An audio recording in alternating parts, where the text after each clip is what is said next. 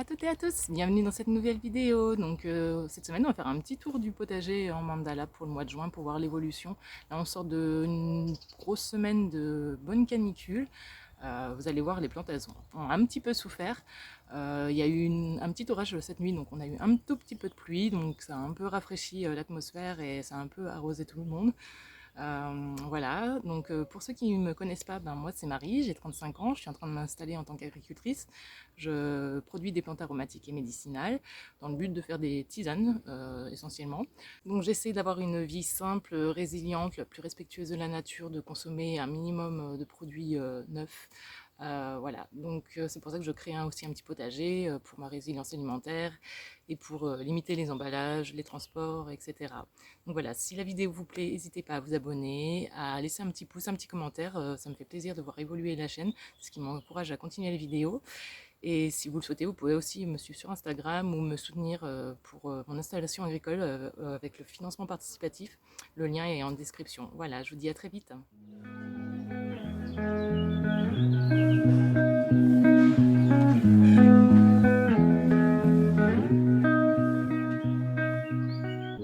Donc on va commencer la vidéo comme pour le mois de mai. On va commencer sur les côtés du potager, donc toute la longueur. Et après on fera un petit tour dans le mandala en lui-même. Et donc sur le côté, je cultive surtout des aromatiques et des petits fruits. Et il y a quelques fleurs ornementales. Donc bon, je vais pas refaire tout le détail comme au mois de mai. Si vous voulez, vous pouvez aller voir la précédente vidéo si vous ne l'avez pas vue. Donc là, c'est des groseilliers à macro. Donc il reste encore quelques-unes, mais elles sont toutes petites celles-ci. Hein. Ils ont eu soif dernièrement. Du coup, voilà, groseilliers à macro rouge. Il reste encore quelques fruits, mais c'est la fin des petits fruits. Ici, là, j'ai ma gourde calebasse que j'ai plantée. Donc ça, c'est juste pour faire un petit peu d'ombre. Et surtout, je veux utiliser les calebasses. J'ai des petits projets de création à faire avec. Et donc, du coup, je lui ai fait une petite structure comme ça, là. Voilà. Donc, il y en a plusieurs hein, dans le potager. Donc là, c'est un groseillier. Vous voyez là, la canicule, la chaleur. C'est samedi, là, surtout, qui a tout cramé. Alors, vous allez voir, tous mes feuillages de cassissier et de groseillier, ils sont dans cet état-là. Hein. Donc là, ça a été vraiment catastrophique cette semaine. Vous voyez, juste à côté, ils sont pareils dans le même état. Bon, là, je vais juste faire un petit tour très rapide autour. Le petit pommier, lui, ça va, il n'a pas souffert. Après, ils ont de la chance, malgré tout. Je ne sais pas si vous allez voir, d'être à l'abri d'un cerisier, qui n'est pas le mien, qui est celui-là de mon voisin. Ils sont quand même à l'ombre, une grosse partie de la journée, mais le peu de temps où le soleil a tapé dessus en fin de journée, ils ont eu le feuillage cramé. Donc, c'est bien dommage. Là, c'est un groseillier. Il reste encore quelques petites groseilles, mais enfin, il n'y en a presque pas. J'en ai pas eu énormément. Hein. Mais de quoi de faire des petits yaourts avec des petits fruits rouges. Là, c'est super bon. C'était sympa. Donc, voilà. Donc, oui, ils ont beaucoup souffert. Hein. Donc, tout le tour. Donc, là, j'ai une autre gourde calebasse là qui a bien monté. Elle a se plaît un peu mieux que l'autre. Donc, voilà, la petite structure que j'ai fait. Bon, tout simple avec de la ficelle. Parce que c'est juste pour cette année. Je verrai. Si je refais la même chose des autres années, c'est pas sûr. Donc voilà. Donc ici, on a un premier bac où je cultive des courges. Donc dedans, là, vous avez donc sur les côtés un patidou, un deuxième patidou. Et là, vous avez 3 courges muscade de Provence. Voilà, au milieu. Et bientôt, parce que j'ai préparé tout ce qu'il faut, j'ai plus qu'à la monter. Je vais faire une structure pour faire grimper les patidous dessus. Donc voilà, pour le premier bac. Là, vous avez quelques petites fleurs. Voilà, pour faire joli, pour attirer un petit peu tous les petits amis pollinisateurs. Là. Donc c'est plutôt cool. Ensuite, j'ai un deuxième bac, exactement le même, hein, la même taille, la même superficie. Sauf qu'ici, ben, alors déjà, je les ai plantés un peu plus tôt. Il a plus de soleil comparé à l'autre. Et puis, c'est pas les mêmes variétés. Donc là, c'est 3 pieds de bleu de Hongrie, donc au milieu du bac. Et sur les deux côtés, ce sont des baby boo. Voilà. C'est la première année que je teste les baby boo, on verra. Donc voilà, donc ici plein d'aromatiques. Le muroise, je me suis régalée pendant des semaines et des semaines là. Il commence, voilà, ça commence à être terminé là, il y en a presque plus, c'est les dernières. Donc vraiment, il est devenu énorme, il va jusque tout là-bas, tout là-bas, tout là-bas, tout là-bas. En 2 ans, voilà.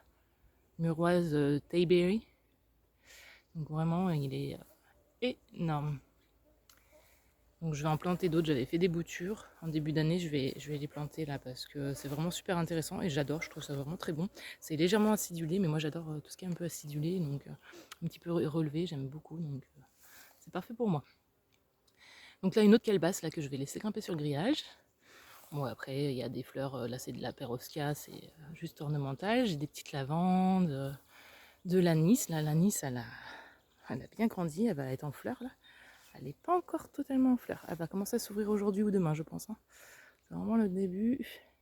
Donc là, ça va être plein, plein, plein d'insectes. Dès qu'elle aura ouvert ses fleurs, ça va être la fête. Donc là, les népétas, bah, je vous en parle plus parce que je vous en ai énormément parlé dans la précédente vidéo du mois de mai, dans la visite du potager. Donc là, elles commencent à être un peu en fin de floraison. Donc ce que je vais faire, c'est que, vous voyez comment elles se sont étalées. Alors attendez, je vais essayer de vous montrer. Hop, comme ça. Elles se sont bien toutes étalées, même dans l'année. Donc je vais les tailler, là bientôt. Et si on regarde au centre de la touffe, il y a déjà des nouvelles pousses qui repartent, qui vont me faire une deuxième grosse floraison, à peu près un petit peu moins importante que celle-ci, mais quand même une deuxième belle floraison. Et ça durera jusqu'au mois d'octobre, en général, voilà, jusqu'au mois d'octobre. Donc je vais pas tarder à les tailler pour un aspect pratique et puis pour qu'elles relancent une deuxième floraison, ça va leur donner un petit coup de boost.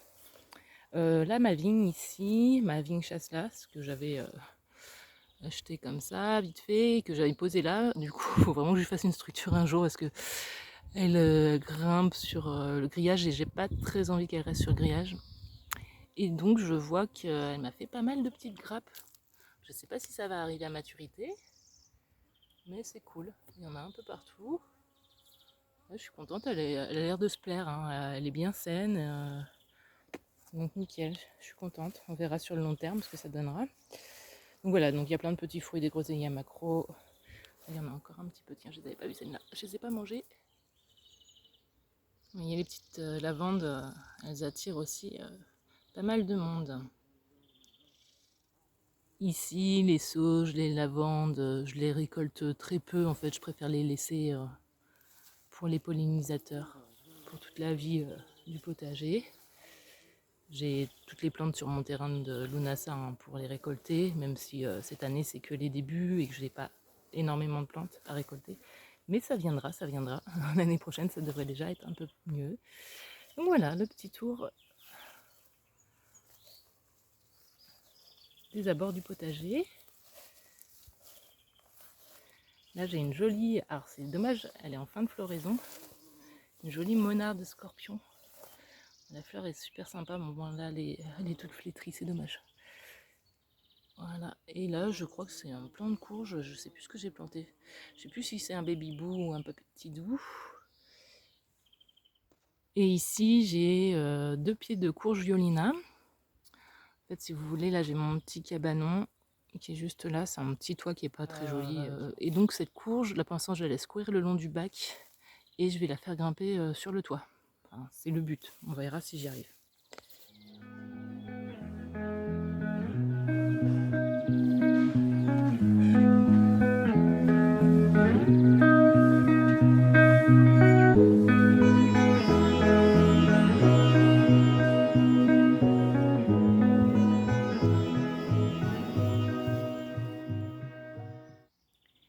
Donc maintenant, on va aller s'aventurer dans le mandala.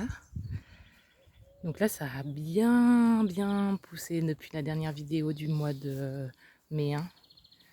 Là, les tomates, elles sont devenues énormes. Moi, je commence déjà à faire quelques belles récoltes, hein, des courgettes, des concombres. Bon, je vais vous énumérer tout ça. Donc ici, ben, on a toujours les petites plantes que vous voyez là, ce sont des poivrons Yellow Bell. Donc ça fait des tout petits poivrons jaunes. Donc là, c'était des semis que j'ai fait. On verra ce que ça va donner.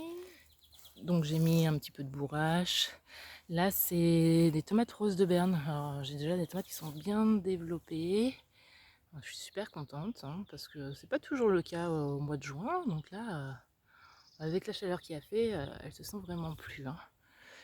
Voilà, là j'ai les courgettes jaunes, donc je les récolte depuis un petit moment déjà. Hein, maintenant, ça y est, c'est lancé. Hein. Tous les jours, voilà, j'ai à peu près 2 à 3 courgettes par pied. Donc voilà, là ici c'est un pied de tomate indigo. Voilà, donc il a aussi un petit peu de tomates. J'ai vu qu'il y en a une ou deux. Voilà. Après indigo, j'avais essayé une fois, on verra. J'avais pas trop aimé le goût, donc comparé aux autres, moi je cultive voilà, ce que j'aime. Hein. Je vais pas faire des plantations qui ne me plaisent pas. Donc je reteste une autre fois l'indigo, je lui laisse une deuxième chance, mais sinon. Donc voilà, courgettes jaunes, toujours. Courgettes jaunes, c'est vraiment mes préférées. Elles sont beaucoup plus douces que les courgettes vertes. Mais j'ai aussi des courgettes vertes, du coup j'en ai fait les deux. Donc voilà, plein de petites tomates, toujours des petits poivrons pour ces plates-bandes. Alors ici, en fait, dans le potager, je fais tous mes semis et je récupère même une partie de mes graines que je refais d'année en année. Mais cette année, j'ai raté, mes graines étaient plus bonnes d'aubergines et de poivrons normaux. Donc j'en ai acheté et j'avoue qu'elles sont bien jolies. Hein. Les aubergines là, elles font des belles fleurs.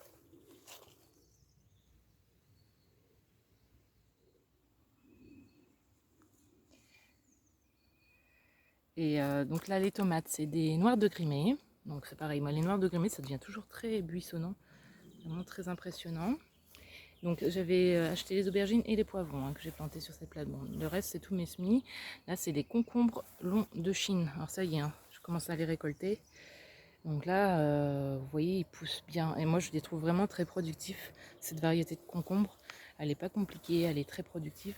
J'ai mes petites pastèques. Alors là, pour ceux qui suivent mes vlogs, vous connaissez toutes les mésaventures que j'avais eues avec mes pastèques. Et je suis contente parce qu'elles poussent super bien. C'est la première année qu'elles poussent aussi bien. Il faut dire que c'est la première année que je les mets sur cette plate-bande-là. D'habitude, je les mets ailleurs et je pense que l'endroit ne leur convenait pas du tout. Et là, cette année, elles sont super jolies. Donc, elles sont en bas, je les laisse ramper. Donc là c'est très serré, hein. Moi je plante très serré, vous allez le voir. Donc vous voyez, hop, il y a des petits concombres partout. Là c'est des pastèques, là il y a une aubergine. Donc les pastèques, ouais, je suis très très contente. Là c'est une des deux qui avait survécu à la mouche du semis. Et regardez, j'ai un bébé. Alors je sais pas du tout s'il va arriver à maturité. Mais c'est trop mon rêve. Moi les pastèques c'est mon péché mignon de l'été. Et là c'est une petite cannelle. Qui vient faire la visite avec nous. Voilà, elle est en train de me grimper dessus, tout va bien. Faut quand même le voir pour le croire, ce chat. En fait, il doit être croisé avec un bébé kangourou. Non, mais je veux pas te faire des câlins, je n'ai pas le temps. Il faut qu'on fasse visiter le potager. Bon. Non mais sérieux, elle se prend pour un petit bébé kangourou. Elle est trop mignonne quand elle fait ça. Si elle va doucement parce qu'elle met même pas les griffes. Trop mignon. Bon, pour ce câlin chat, c'est terminé. On continue.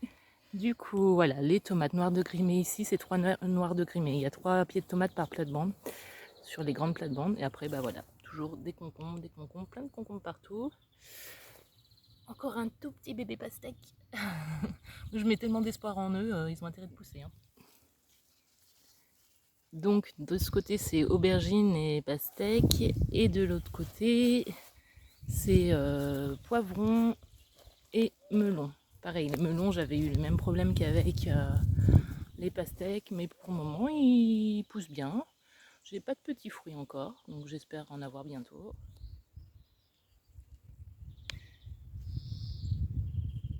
On continue notre petit tour. Donc ici, ce sont des tomates ananas. Donc pour les 3 qu'il y a sur cette plate-bande. Donc voilà, c'est pareil, elles ont super bien poussé. Là, on a des courgettes vertes. Alors elles, les courgettes vertes, elles ont encore plus souffert, je trouve, de la chaleur. Elles ont carrément brûlé. Hein. Mais bon, voilà, des courgettes vertes. Et j'ai aussi, de chaque côté de la plate-bande, 2 petits choux kale. Alors lui, ça va à peu près. Alors c'est à peu près les seuls choux que normalement je réussis. Mais alors celui-là, il s'est fait dévorer par des limaces, après par les altises, enfin voilà. Donc en fait cette année les choux kale, je suis même pas sûre d'y arriver. Je fais que des choux kale et des choux raves, moi, c'est tout. Parce que les autres, j'ai laissé tomber. Mon sol est trop sableux, il retient pas assez l'humidité et du coup, il souffre trop. Trop, hein, à chaque fois, c'est la catastrophe. Et les choux kale, jusqu'à maintenant, j'y arrivais à peu près. Mais alors cette année, ils sont ridicules. Regardez celui-là. Oh, il est encore vivant, mais voilà, on sait pas trop pour combien de temps. Alors lui, on n'en parle même plus parce que l'autre jour, je l'ai arrosé et je l'ai rattrapé. Il était parti dans un trou de taupe. Voilà, il est tout petit et il n'est pas très beau, hein. Et pour finir dans les grandes plates-bandes, ben ici alors on a pareil 2 choux kale de chaque côté. Celui-là il est à peu près joli, faut pas être trop exigeant. Et là aussi, celui-ci ça va à peu près. Bon, je viens de désherber donc il y a encore toutes les herbes autour. Petite bourrage, petit cosmos. J'en ai mis un peu partout, des petites bourrages, des petits cosmos pour faire des petites fleurs. Voilà, donc là c'est une tomate cerise. Ici ce sont des pâtissons.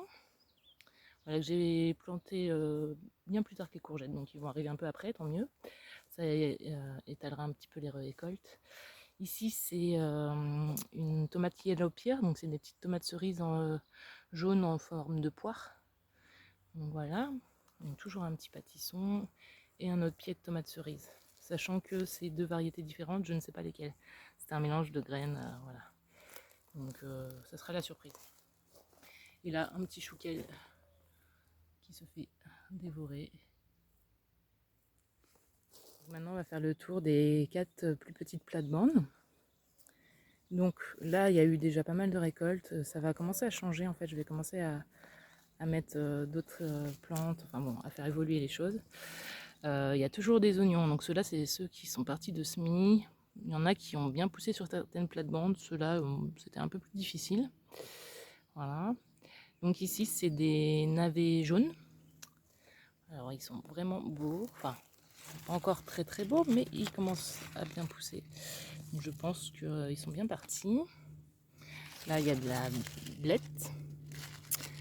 Voilà. Il y avait des radis ici. Je les ai mangés et les derniers, je les ai arrachés parce qu'ils se faisaient attaquer par les altises et ils commençaient à devenir trop piquants avec la chaleur.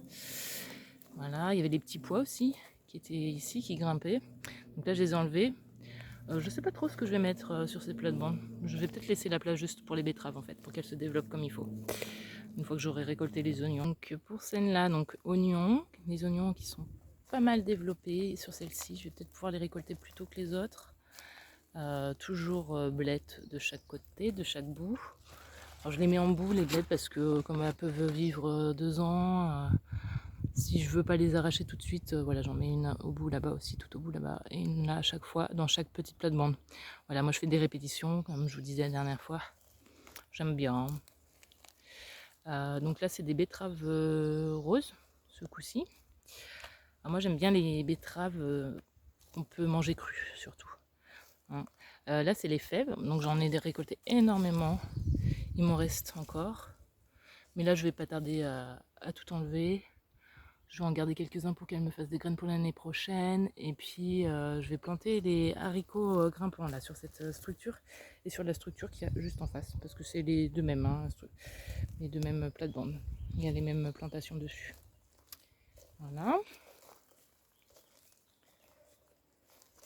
Donc ici, on a une magnifique bête qui monte déjà en graines. Voilà. Parce qu'elle a eu trop chaud, je pense. Elle a beaucoup souffert, celle-ci. Et ici, donc, sur cette plate-bande, elle est un petit peu différente que les autres. Bon, enfin, il y a les oignons sur les côtés. Il y a des petits... Il y a des haricots, voilà, qui sont tout le long, qui sont en train de lever, des haricots nains. Et... Voilà, ils doivent se faire ensevelir sous les feuilles. Ici, vous avez des choux raves. Voilà, moi j'adore les choux raves, je trouve ça super bon. Eux, pour l'instant, ils se font pas trop attaquer. Mais enfin, ils commencent à être un peu piqués, là. Hein. On verra. Donc voilà pour cette plate-bande. Donc les haricots, j'essaye de les faire de façon échelonnée. Hein. Je laisse les haricots nains prendre un petit peu d'avance. Après, je mettrai les haricots grimpants. Je ferai d'abord, par exemple, sur celle-ci, une tournée de haricots grimpants. Et 15 jours, 3 semaines après, j'en remettrai là pour échelonner un peu les récoltes. Sinon, moi, je suis toute seule et je fais très peu de conserves. On me pose souvent la question. Non, j'aime pas trop. Déjà, ça prend du temps, ça prend de l'énergie. Et en plus, je préfère manger des produits frais. Alors après, j'en fais un petit peu, mais j'en fais très peu. Voilà. Je préfère manger des légumes de saison. Je trouve ça plus intéressant. Donc là, c'est la même que celle qu'il y avait juste en face, là-bas. Donc c'est betterave rose, oignon. Il y a quelques salades hein, qui se baladent à droite à gauche, mais on ne les voit même plus. Et les fèves, voilà, les dernières fèves à récolter.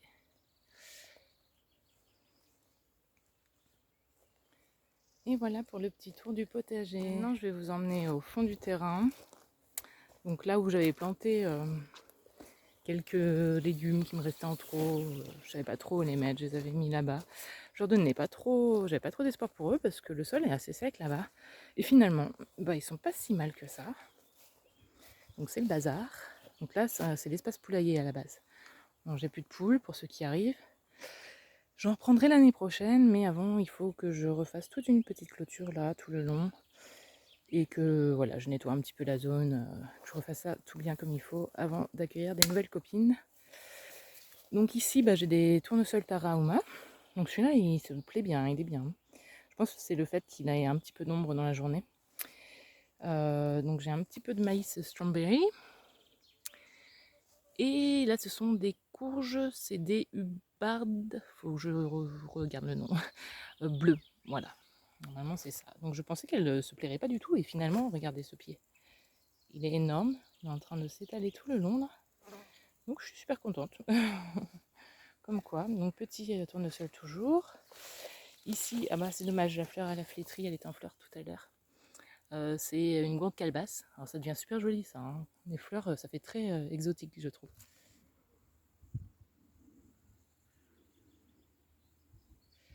Petits tournesols, bon ils sont emmêlés dans la végétation. Il y a aussi des petits, je vous les ai pas montrés, plants de groseilliers que j'avais fait des boutures, qui sont plutôt bien là, regardez, ici là.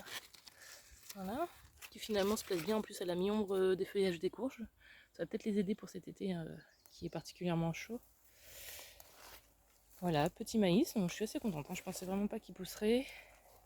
Alors, ils sont pas magnifiques, mais en fait je m'attendais à ce qu'ils donnent plutôt comme ici. Je vais vous montrer vite fait. Voilà, ici ça a plus tendance à végéter et je m'attendais que ce soit vraiment plus dans ce genre-là. Vu que c'est un peu sec, vous voyez là il n'est pas très beau, voilà. J'espère que ce petit tour du potager vous aura plu. Voilà, tout a explosé, la végétation elle est devenue luxuriante et je pense qu'elle va encore évoluer dans les mois à venir, s'il fait pas trop chaud. J'ai toujours un peu d'eau dans le puits, ça va cette année, pour le moment ça passe encore. C'est un peu difficile mais ça passe encore. Parce que moi je souhaite arroser uniquement avec de l'eau de pluie ou l'eau du puits. Bon, en dernier recours j'utiliserai sûrement de l'eau du réseau mais ça m'embêterait vraiment. C'est pas trop, je trouve ça un peu dommage de gaspiller de l'eau potabilisée pour mettre dans son potager, surtout qu'en plus il y a un peu de javel dedans. Bon voilà, même si c'est peut-être pas gênant pour les plantes, je suis pas sûre qu'elles apprécient énormément.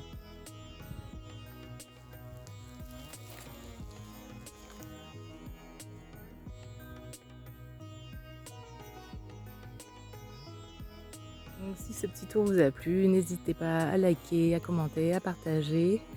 Je vous dis à bientôt, je vous souhaite une belle semaine et puis au mois de juillet pour une nouvelle visite du potager. À très vite!